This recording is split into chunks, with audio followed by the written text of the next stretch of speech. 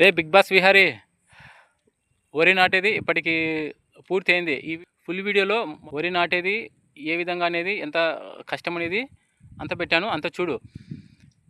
ఈ విధంగా వరి అయితే ఫస్ట్ కాంచి నాటడము, విత్తనం కానుంచి వరి అనేది మొక్క నాటేంత వరకు ఇంత కష్టం ఉంటే, ఇంకా నాటినాక మళ్ళీ మొక్కగా ఎదిగి ఆ వడ్లు వచ్చే టయానికి ఇంకా ఎంత కష్టపడాలనో అంత కష్టపడితే కానీ మనకు వడ్లు రెడీ కావు. ఆ వడ్లు రెడీ అయ్యి ఆ మిషన్తో మనకు బియ్యం వస్తే ఆ బియ్యం అనేది మనం అన్నం వండుకొని 4 వేలతో నోట్లో పెట్టుకుంటాం. అంత కష్టపడితే కానీ మనకు అన్నం సామాన్యంగా దొరకదు.